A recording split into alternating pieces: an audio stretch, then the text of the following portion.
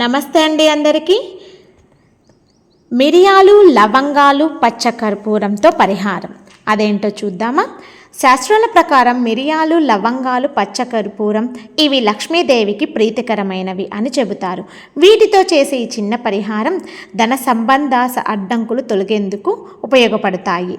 మనకు కావాల్సినవి నల్ల మిరియాలు 5, లవంగాలు 3, పచ్చకర్పూరం 1, ఎర్రగుడ్డ లేదా తెల్లగుడ్డ అంటే ఎర్రని క్లాత్ కానీ తెల్లని క్లాత్ కానీ తీసుకొని మనము లక్ష్మీదేవి ఫోటో ముందర ఇలా చెయ్యాలి.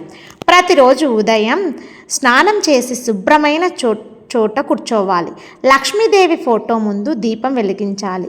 మిరియాలు, లవంగాలు, పచ్చకర్పూరం 3 చేతిలో పెట్టుకొని ఓం శ్రీ మహాలక్ష్మీ నమః మంత్రాన్ని 11 సార్లు జపించాలి. తరువాత వాటిని ఎర్రగుడ్డలో కట్టి మీ పూజ మందిరంలో లేదా డబ్బులు పెట్టే చోట ఉంచాలి. ఇలా 41 రోజులు నిష్టగా భక్తితో చేయాలి. ఈ పరిహారాన్ని నమ్మకంతో చేసిన వారికే ఇవి తొలుగుతాయి. అవి ఏంటంటే ధన అడ్డంకులు తగ్గుతాయి, అవకాశాలు పెరుగుతాయి, లక్ష్మీ కటాక్షం కలుగుతుందని భక్తుల విశ్వాసం.